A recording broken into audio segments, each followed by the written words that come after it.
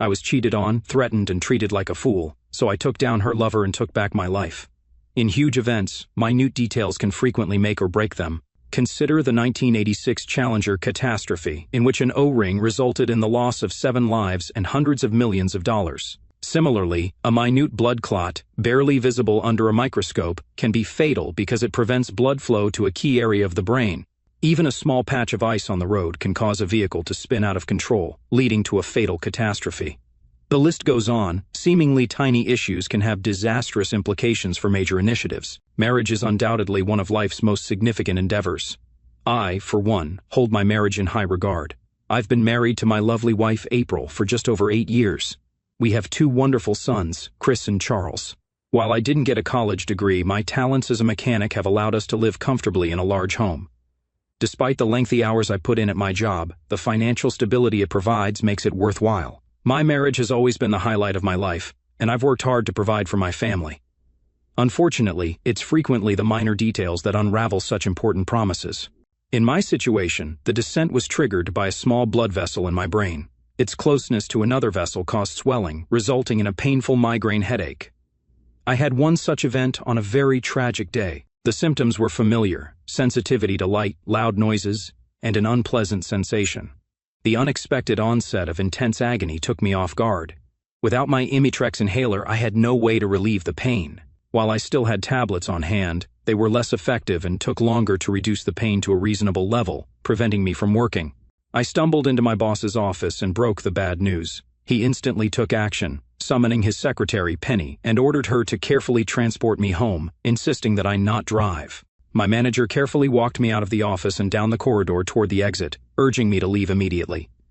Penny helped me lean against the wall to shield my eyes from the intense sun while she walked to her car. I closed my eyes firmly and pressed my hands against my temples, attempting to relieve the pounding ache. As we drove, my vision blurred, and the light became unbearable, so I had to keep my eyes closed. The sounds surrounding me intensified into an unbearable whirl, and a terrible odor made my stomach turn. Thankfully, Penny knew the way to my house, so I didn't have to give her directions. It seemed like an eternity, but she soon stopped outside my house, assisted me out of the car, and took me inside. I followed her lead, scarcely capable of walking on my own. Once in the kitchen, I told Penny to get the inhaler from the refrigerator. She put it in my hand and held it firmly while I inserted it into my nose, inhaling deeply as the drug entered my bloodstream. Then, I requested her to take me to the living room next to the kitchen and help me onto the sofa. I asked her to draw the shades and turn off all the lights, which she swiftly did. After a few minutes, I could feel some relief coming, so I assured Penny she could leave. Gratefully, I thanked her for her assistance and enjoyed the calm and quiet as she left. I must have fallen asleep soon after, as the agony subsided, for I awoke later to the sound of voices. The room was dark, indicating that it was likely later in the day. The pain had gone, leaving me sore yet relieved of the migraine's remnants. I sat up slowly and waited, almost expecting the pain to return, but it did not. Thank God, she had left. In the dimness, I recognized my wife, April, and her neighbor friend, Robin. Given the darkness and the lights that were still turned off, they appeared to be unaware of my presence. Perhaps April imagined I was relaxing after arriving home early. However, my automobile was not parked in the driveway, so she probably didn't realize I was here. Perhaps I could surprise them both. I rose gently, intending to creep to the entrance, and then make myself known. But as I listened to their conversation, I froze. "Come on, April," Robin said. "How was it? Was it as good as before?" "Give me the details, girl." "It was great," April replied. "I felt as though I was in heaven, even better than the prior time. I swear, almost mind-blowing. The best physical engagement ever. Better than with Chris." "Better than your husband?" Robin asked. "Hell sure," April said. "I adore Chris, but he's never made me feel that way. Never. I wouldn't let him do those things. He'd think I was a strumpet. But Carl knows, and I like it. I can't wait until next time." "Aren't you worried Chris will find out?" Robin asked. "Have you considered the consequences?" "Chris will never know, and even if he does, so what?" April replied. "He's too wonderful to abandon me. He wouldn't risk losing the children. I'd take them in a heartbeat with a skilled lawyer." "This isn't like you, April," Robin said. "It's worrying. I believe you're making a huge mistake." "I adore Chris, truly," April said, "but I refuse to give up what I have with Carl. I want to be passionate with Carl and love with Chris. I need both, and I won't let go." I had heard enough. Though the migraine had subsided, the pain in my heart was much worse. It clutched me so hard that my stomach knotted, and every breath was a battle. My ears rang, and my heart raced. Fear flooded through me, as if a heart attack was imminent, and I gripped the doorframe until some sense of peace returned to my body. Nonetheless, I kept my presence concealed. With each regained moment of control, rage boiled within me, ready to erupt. With determination, I stood up and entered the brightly lit kitchen. Robin was the first to see me, breaking the silence, her eyes widening in disbelief before falling silent. April, noticing Robin's reaction, turned to face me. Her expression quickly shifted from contentment to amazement, horror, and anger. She sprang up and pushed her chair back, confronting me. "How much have you heard? Why were you lurking and spying on me?" she demanded.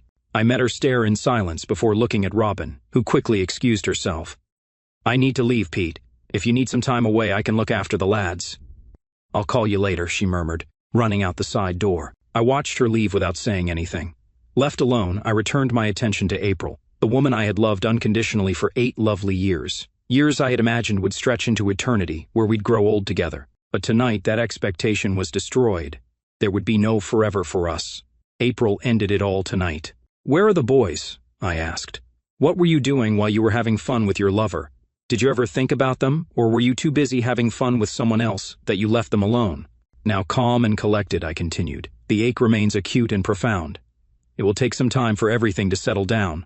April's face twisted with rage, concealing her beauty with ugliness. Perhaps that disguise represented the real April, hidden beneath the surface all along. "The boys are with Kay," she replied. "Robin and I went shopping, and Pete kept an eye on them. And I wasn't with anyone else, just Robin." With that statement, she appeared triumphant. The rage on her face turned into gratifying activity. She finally realized I was at home and inquired, "What are you doing here? Where's your car? And why were you sitting in darkness? Were you spying on me? Trying to catch me in the act?" "I arrived home early with a bad migraine," I explained. "George requested that Penny drive me home because I was unable to handle the light. I took the Imitrex and fell asleep. I've been here ever since." My stomach twisted and I felt compelled to vomit. Your sounds awakened me, and what I heard made me sick. "I need to go to the bathroom." With those remarks, I hurried to the bathroom, hoping to empty the contents of my stomach. It wasn't fully successful, but my body did its best. I settled on the bathroom floor, feeling relieved as my body relaxed against the cool porcelain. My stomach finally settled, and my breathing became more even. The moisture on my face dried as the nausea subsided. After a few moments, I got up, splashed water on my face, and rinsed my mouth. Once the trembling faded and I regained my composure, I returned to the kitchen, where April was sitting, gazing out the window. "I'm going to get the boys and put them to bed tonight," I said, rushing past her. I exited, heading next door to the Andersons. Pete and Robin Anderson were not only our neighbors but also great friends. We'd spent countless evenings conversing and drinking. Best pals, I mused angrily. I wondered what Pete knew. I should have asked before knocking on their back door. When I entered, Robin was seated at the kitchen table, conversing with her husband. I sensed she had informed him, as he looked up with sympathy in his eyes. Robin seemed noticeably nervous. "I've come to grab the boys. Are they ready to go home?" I asked. I walked by Pete and into the living room, where I assumed the boys were with their teenage daughter, Carly. They were crowded around a puzzle, with Carly watching over them. As I entered, she smiled at me.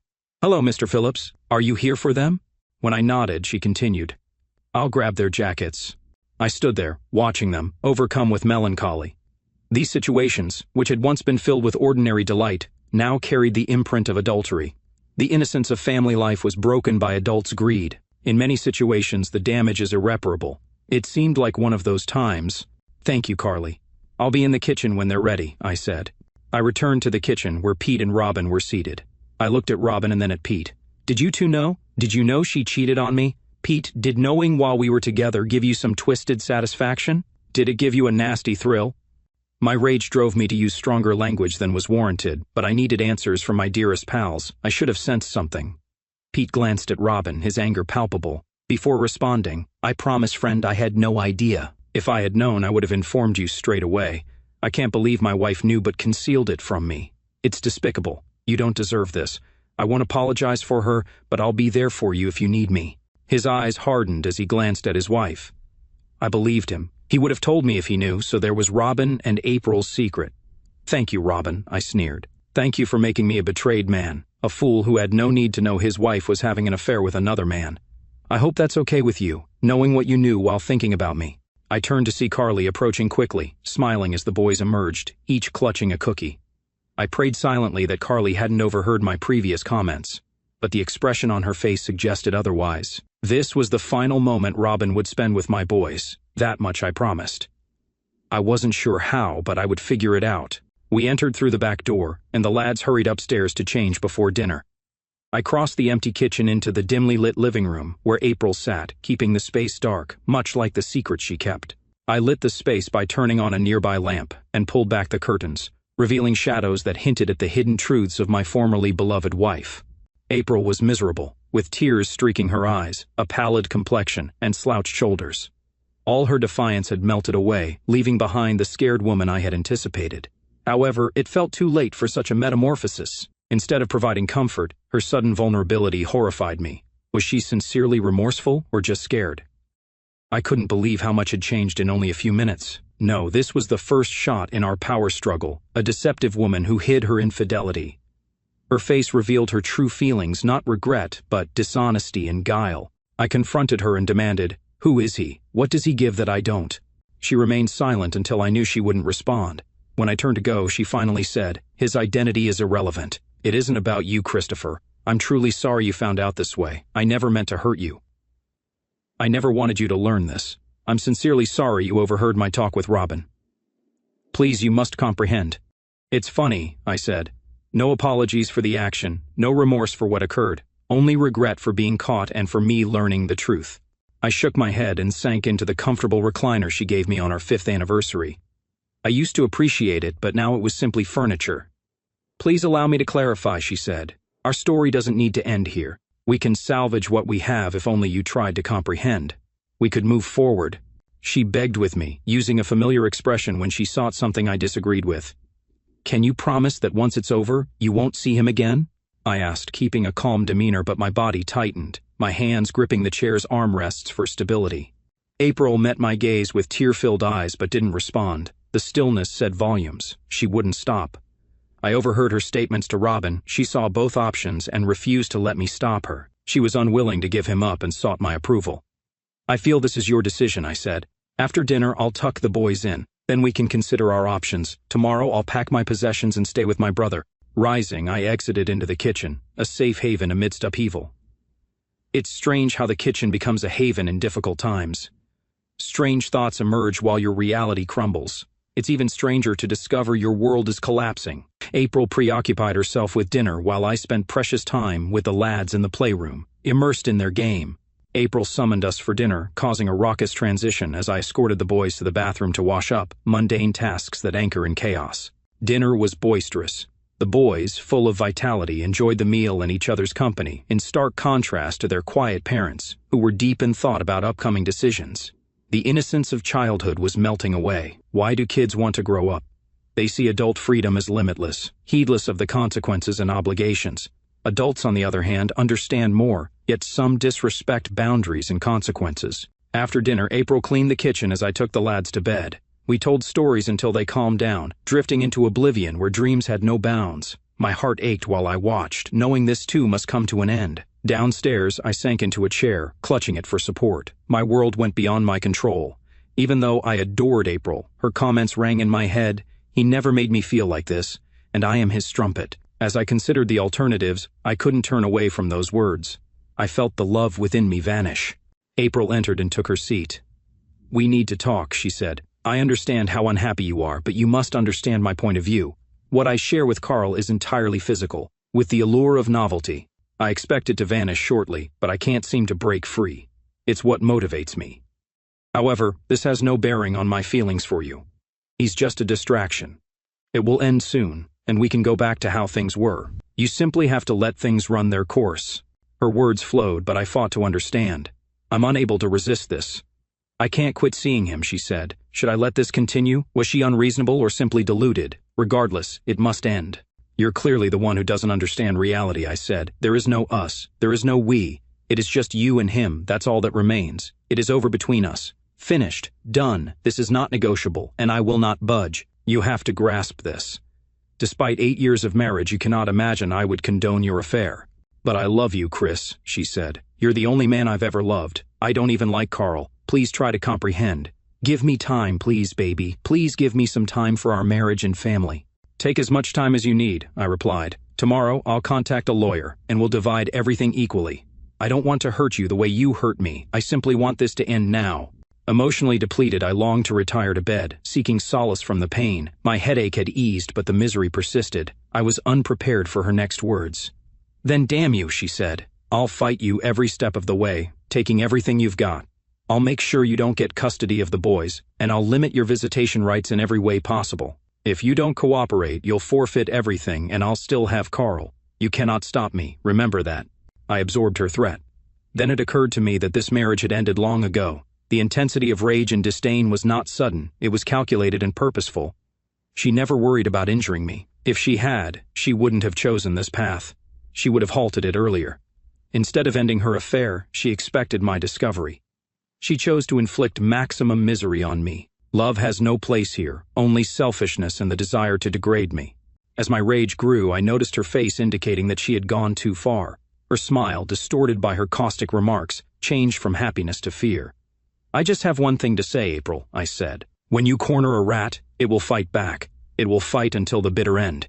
If you deny it any means of escape, you should have known that before you pushed me. But now you've done it, and you'll pay the consequences. Please, Chris, she said.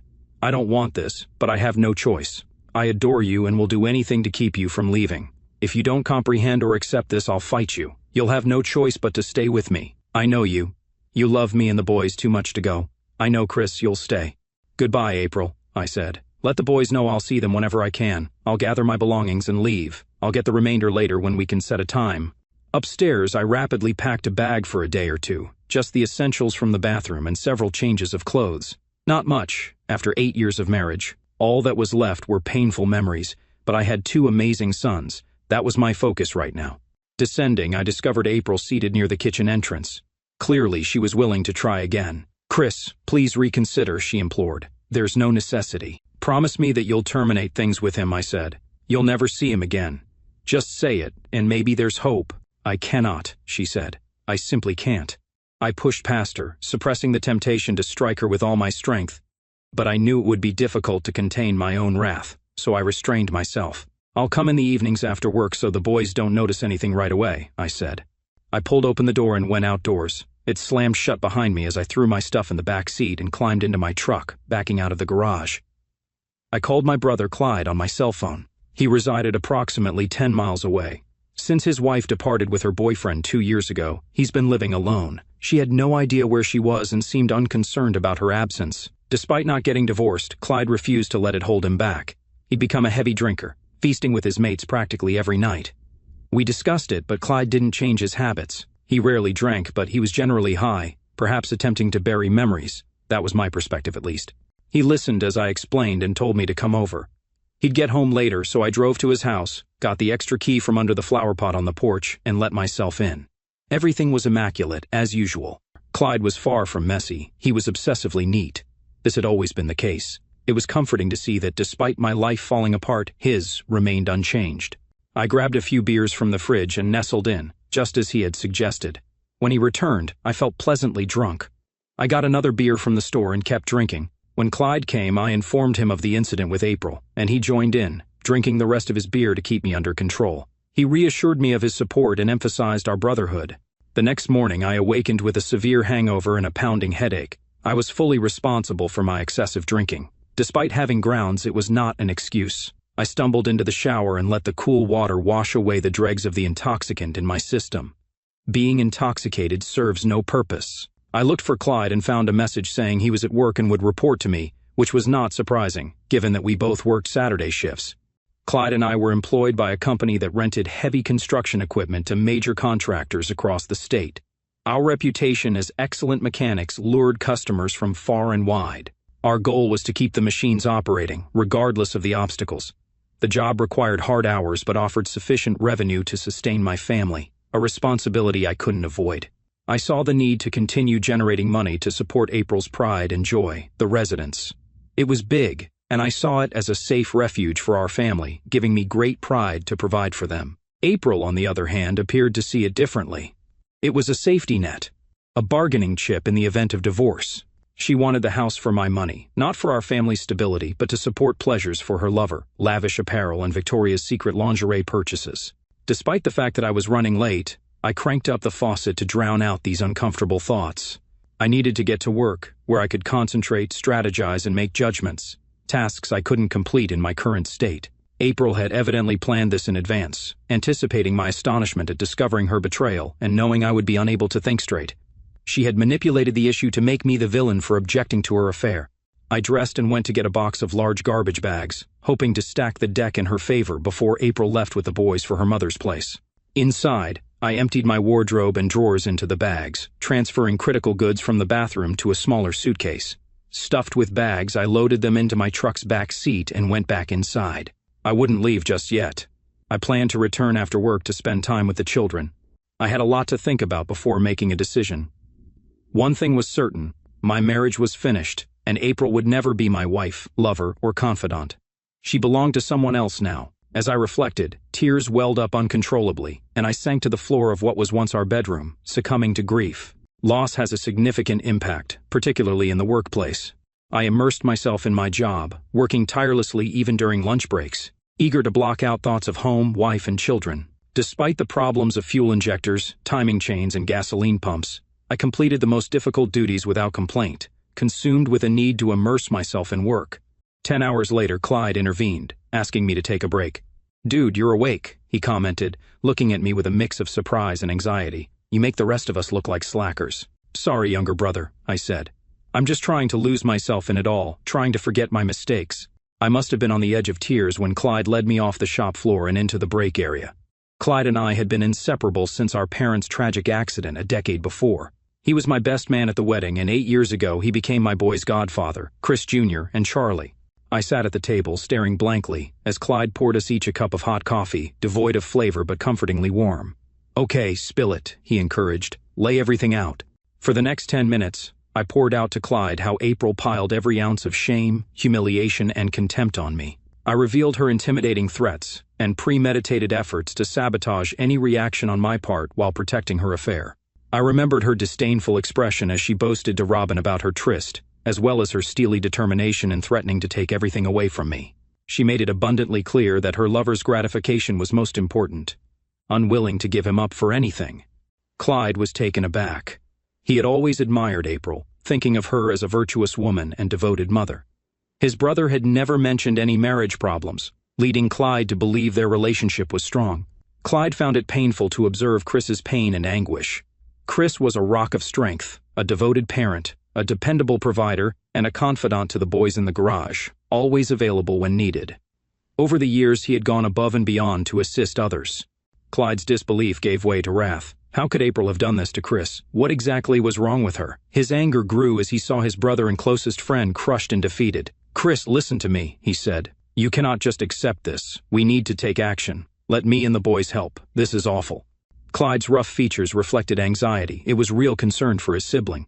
There was a palpable feeling in the air. I returned his look with a forlorn face. "What can I do? If I divorce her, she'll deprive me of everything. Child support, alimony, the home, the car. I'd never injure the children. She's using them as pawns against me, and now the idiot she's fooling around with will take their father's place. He's an imbecile who believes it's acceptable to beat another man's wife. I'm powerless." Clyde shook his head vigorously. "To hell with both of them. I used to adore April like a sister, but she's made her bed, and now she'll have to lie in it. We have to go after both of them. First step, find out who he is. That's the easiest part." "Let me make a few calls, and then we'll talk," Clyde declared. I just shrugged. "All right, but I'm not sure what you're expecting me to do. She doesn't talk about him with me." "Doesn't matter," Clyde said. "We'll follow him out and expose him in the same way we would anyone else. And you realize you can't have April back, right? What she's done renders reconciliation impossible. If you engage in interactions, she'll never respect you again." "No way, dude. She's now another person's plaything." His statements caught me by surprise for a second, but then a small smile appeared on my face. "You're correct," I said. "She isn't my darling wife anymore. Last night I learned how quickly love can turn into hatred, and my resentment toward her today surpasses any affection I've ever had for her. Last night, she stole it from me and used it against herself." We talked for a little longer before wrapping up work without any additional hours. We went to a local tavern with no intention of drinking. This was business. Plans had to be created. Clyde made a couple more calls before we settled down to strategize.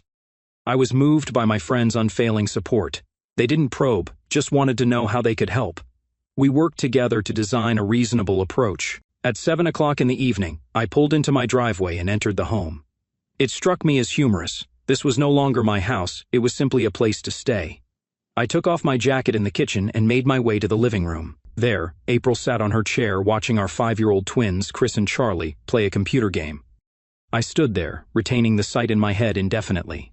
April met my eyes as I looked at her, her slight smile expressing her true hatred for me and our facade of family unity. It was all a ruse created by her lies. Now I saw and understood. I returned her glance with scorn and no grin. When I turned away, she averted her gaze and headed toward the kitchen. I looked into the fridge and pulled out what appeared to be leftover fried chicken and mashed potatoes to reheat in the microwave. I wasn't hungry, but I wanted a distraction. I had planned to speak with the boys before they went to bed, but Clyde encouraged me to postpone the topic for now. However, when I did address them, it would be the first move in the struggle started by April. I might have lost, undoubtedly, but I'd fight until the end. Seated with my plate, I began to eat slowly, the food providing little satisfaction but vital for survival. About halfway through, April arrived at the table and sat across from me. I cast a fleeting glance at her before returning my attention to my meal, eating carefully. No words were exchanged. I didn't have anything to say to her at the moment. "Do you feel more composed after last night?" she asked. "Can we have a reasonable conversation now?" Her remarks took me off guard. Civilized adults? What about a cheating woman and her betrayed spouse? That was more practical. Choosing silence instead, I held back my answer. "Are you going to ignore me now, acting childishly and silently?" she said. "I had higher expectations for you, Chris. We need to think about the children right now. You must remember your responsibility as their father in this home." "Am I really their father now?" I replied. "It makes me ponder. Perhaps I should confirm with some testing." "Let's keep this civil and without anger, just a simple statement." April's face clouded with rage, ready to retaliate when I quietly intervened. "April, be mindful of your tone of voice. If you begin to shout, the children may overhear. Remember them. The ones you accused me of ignoring last night when I became agitated. So now it's your turn to recall. Consider what you've done to their world. You not only had an affair, but you broke our entire family. Think carefully, April." April hesitated, her voice dropping to a hiss. "You didn't appear to take my statements seriously last night. I expected you to get over this and go back to normal. Nothing will change in the home. I still love you, and you're my husband. That's not altered. Neither you nor your children will lose anything familiar. I keep my affairs private, performing my business while the kids are at school and you're at work. You've got nothing to lose. I'm always here for you." I remained mute, continuing to eat slowly, keeping a stern countenance devoid of emotion. My eyes revealed nothing as I glanced at her. Despite the lack of a spoken answer, my eyes communicated everything. April gradually began to understand the enormity of the situation for the first time. She felt a pang of terror. "What do you plan to do? Will you make it harder for me? I hoped you loved me enough to give me this time alone. I told you last night that he took nothing from you and that I'll always support you. Why can't you understand that?" April became more upset as I continued to stare at her, quietly chewing my food. Finally swallowing, I recommended, "Let's postpone this talk until after the kids have gone to bed. I listened to you last night, despite how uncomfortable I felt, but I won't engage in this conversation while the children are awake." April seemed to regain her calm and resumed smiling.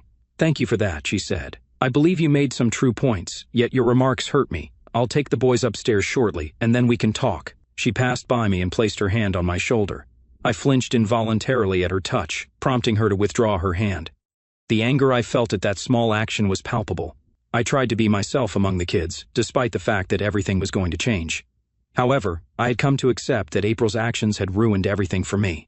Perhaps I should just be the compliant husband and accept her terms, waiting until she was finished with her affair. After all, hadn't she said she still loved me and wanted to stay married? But I knew I could not do it. Not now, not ever again. Around 9 o'clock in the morning, April entered the room where I was sitting, letting out a deep sigh. She sat in a chair and grinned. "I put them to bed, and they fell asleep," she said. "They're too big to tuck in, yet they still say goodnight and pretend to sleep. They're good boys." I nodded in agreement. "They're beautiful children," I said. "It's awful that they'll have to go through so much anguish, and I'm not sure how to alleviate their suffering." "What do you mean?" she asked. "I thought you knew that nothing needs to change. Just give me what I want, and we can go back to being the same family. Please be patient. I promise everything will be over shortly. You won't lose anything. I sincerely love you and wish to remain your wife. It's just something I need to do, that's all." I looked at the woman who had been my wife for the previous 8 years. I married her because I couldn't imagine living without her. We had 2 wonderful children and a strong marriage, until last night. Now everything was different, and she couldn't see why. I thought it was important. I wouldn't get into the details tonight, but I needed to be clear. April, I said, I heard you out last night. You expressed your desires clearly. You said you loved me and wanted to be my wife. You insist that he doesn't take anything from me. You refused to reveal his identity because it was none of my business, and you explained what would happen if I filed for divorce. You've made it perfectly plain that you'll take everything from me without hesitation, exactly as you stated. You've threatened to steal everything, even my boys. That much was apparent. April listened, her eyes angry. She was not satisfied with my summary of her words. Whatever they sounded like, they felt different coming from me, but she understood the truth in what I said. Chris, she said, I believe you don't share my perspective on this scenario. I want to underline that this is not about our marriage. Nonetheless, you ignored my words. Why can't you believe me when I say that I still love you and want to keep our marriage? What I heard from you last night, April, was contempt. Disdain for me and our marriage, I replied. When I expressed my frustration, you responded with deliberate threats that you thoroughly weighed before confronting me. Disdain for me, despite all my efforts on our behalf over the years. You ridicule, demean, threaten, and accuse me of misunderstanding you. You were completely aware that I would react just as I did. Why did you assume you already knew what to do with me? Why did you think you had all the answers ready? Now I was starting to become angry. Until now, I had remained calm and in control, but this poise was melting away. April's outraged expression irritated me. You appear to overlook one conclusion from last night, April, I said. When you threatened and forced me into a corner, believing I couldn't get out, I mentioned it then, and I'll repeat it now. Even a rat will fight a cat when it's cornered and has nothing to lose. With these words, I stood and walked away. As I approached the kitchen door where April was sitting, I halted. I'm going to stay someplace for the night, I said. I'll return after work so the kids don't notice anything immediately. Why are you intending to stay somewhere else? She asked. Why not stay here? We cannot handle this problem if you depart. Chris, please don't. I adore you and don't want to lose you. I'm not sure what I'll do if you leave me. Please, Chris, let's try to address this. There must be a way to reconcile. I apologize, April, I said. The only certainty I have right now is that I no longer love you. Your cheating last night ruined my love for you.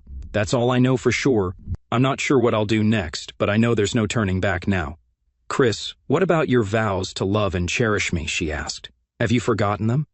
I also remember your vows to me on our wedding day, I replied. You promised to put everything else aside, but you didn't. You pledged to love only me, but you shared what we had with another man.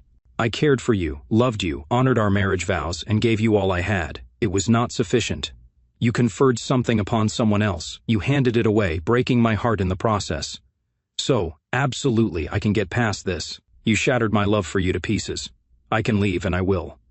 I went to Clyde's place, and he invited me to stay as long as I needed. It's time to finish what we started, I told myself. Soon it will all be over, and I'll start over. In the coming days, I balanced work with evenings spent with my children. However, I avoided any additional interactions with April. Despite her attempts to engage, she yelled once, but I just left without saying anything. During a work break, a colleague informed Clyde that the preparations were complete and we would have results in a few days. All that was left was patience. The schedule remained unchanged until the next week. Every evening, I returned to a more agitated April. The kids were unconcerned, but Charlie's question about my long hours provided assurance.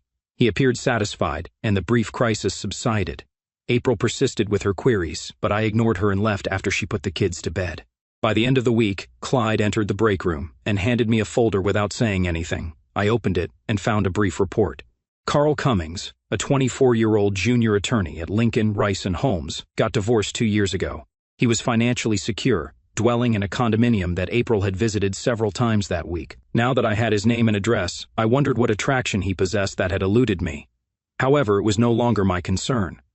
Had April approached me earlier, perhaps this situation could have been handled differently. So, what happens next? I asked Clyde. What steps should I take? I sought Clyde's advice, despite the problem being mine. Clyde seemed to be the one in charge. I felt blessed to have friends and a brother like Clyde. Being a kind man and a hard worker earned me loyal friends, and now I needed them more than ever. Everything is in progress, Clyde said. The first move occurs tonight. I'll call you once everything is arranged. Just keep your phone close. You can inform her and put an end to this situation, okay? Knowing what needed to be done did not provide relief. This was not my preferred strategy. However, April and her lover gave me no choice but to fight back. This was the only way I could. I wasn't an attorney or a rich strategist. I was a mechanic, an industrious individual who was proud to provide for his family through honest work. April had a special meaning for me, but my efforts were insufficient for her. Fine. My plan was compatible with my world, and she would soon realize it. When I returned home, I joined my family for dinner as usual. April interacted with the children, and I participated in conversations and activities while concealing my nervousness. After dinner, I spent quality time with the kids, playing video games and helping with homework, playing the typical husband and father. April, who had just finished the dishes, looked around, appearing more at ease, as if she expected everything to return to normal soon. While I was playing video games with my boys, Carl Cummings left his office and drove across town. He reflected on the intense encounter with April at his house 2 days prior. When he asked why she was relieved that he had finally agreed to get close following their rendezvous, she revealed that her husband had discovered their affair. Carl was shocked, but she reassured him not to worry. It struck him as strange that her husband's knowledge seemed to increase her adventurousness. Regardless, it was the best physical experience he'd had, so he dismissed it. Walking past an alley toward his car, he stumbled and felt a pull. As he struggled to keep his balance and avoid falling, someone grabbed his arms and dragged him down the alley to a courtyard, where he was pinned against the building's wall by 2 imposing figures, one on either side. He tried to see their faces beneath their black ski masks. Despite their intimidating size, fear began to creep over him. He had little money and no flashy accessories, so he wondered what they wanted. A third masked man, wearing gloves, stepped forward, lifting Carl's face with a firm grip under his chin. In a firm tone, he asked, "Are you familiar with a woman named April Phillips, idiot?" Carl got a shiver down his spine when he heard her name. No, so that's what this was about, her darn husband. She never mentioned that he was involved. "No, I don't know anyone with that name," he stammered, shaking but determined to deny everything. The heavy man delivered a blow to his ribs, causing excruciating pain and stealing his breath. Dizzy, he noticed stars swirling before him. The intense agony gripped him, instilling deep fear. "I'll ask again," the man said. "You're familiar with a woman named April Phillips, idiot." Unable to deceive any longer, Carl abandoned denial. "Yes, I know her," he said. "Please, God, let me make it out of here alive," he prayed silently. "You'll never cross paths with her again, clear?" The imposing figure awaited his response. "Crystal clear," Carl said. "I get it. Perhaps it was merely a warning. He could accept that." "I need to ensure you grasp this fully," the big man explained ominously. "My pals and I aren't convinced someone like you messing with other men's wives is all that bright, so we're going to ensure you comprehend." Ceasing their pressure against the wall, they allowed him to steady himself. The initial blows struck him hard in the groin, causing him to double over. Despite his agony, they prevented him from collapsing, delivering another blow to his ribs. A sharp click signaled a broken rib. Then came a devastating blow to his jaw, nearly toppling him with pain. Subsequent strikes hit him in the groin until mercifully he blacked out. They likely continued their assault until they ceased. Gradually brought back to consciousness, they drilled a few words into him repeatedly. His memory faded until he awoke in Memorial Hospital's emergency room. While his injuries weren't life-threatening, he was admitted to the general care unit, heavily medicated and in intense pain. Grateful for his survival, he whispered a prayer. They informed him that she might contact him, instructing him precisely what to say. He recalled the words he needed to convey to her. "I deeply apologize, Mrs. Phillips. It was my fault, and I deeply regret it. I will cease all contact with you and your children. I'm sorry our paths ever crossed. Farewell." Carl reclined on the bed, awaiting her call. He rehearsed these words in his mind to avoid any errors. He reminded himself that any deviation would not go unnoticed, and the consequences would be severe. Repeating the phrases to himself once more, he vowed never to pursue a married woman again, regardless of who she might be. Just past 8 o'clock in the evening, while playing with the twins, my cell phone rang. Excusing myself to another room, I took the call, seeing Clyde's caller ID. I heard a brief message. "It's done. Lesson 1 completed." He was admitted to the hospital. Then the call ended. Returning to the living room with a smile, April noticed but said nothing, returning a smile herself, interpreting it as good news. Later, April took the children upstairs, casting a questioning glance at me. I assured her I'd be there when she returned. She smiled broadly and went about putting the children to bed. Settling into the living room, I waited in anticipation. The moment of reckoning had arrived. As April returned with a coffee pot and cups, she suggested we talk further, noting my apparent resignation. She expressed relief. professing her love and fear of losing me over such trivial matters in comparison to our relationship's depth. I observed her as she spoke, her beauty still captivating me. After all, she was the woman I cherished for so long, envisioning a future of growing old together. But now, those plans, those dreams, lay shattered. Let the end commence now. April, I began. I need to tell you something, and I need you to listen carefully. I know your lover's name is Carl Cummings, a junior associate at Lincoln Rice and Holmes. I know all about him, including your 2 meetings with him this week. April appeared surprised, poised to respond, but I motioned for her to remain silent. That's the issue, I continued. You threatened me with divorce when I expressed my anger. You threatened to strip away everything I have. I remember your exact words etched into my mind. You said, "I'll take everything you have." You said more, but those were the words that lingered. Words dripping with contempt that shattered our marriage. Those were the words that pushed me into a corner where I felt I had no choice but to watch you engage in intimacy with another man.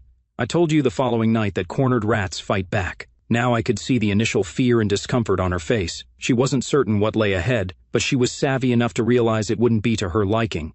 Her shoulders tensed, and she instinctively withdrew her head in defense. I know you told Robin that I never made you feel the way you felt with him, that you were his mistress, I continued.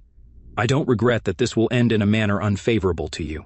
However, Mr. Cummings has been explicitly informed that his involvement with you is over. He'll never see you again or engage in any further intimacy with you. Never. He was also cautioned against any contact with my sons, to which he agreed. Watching her face register shock and disbelief, I proceeded.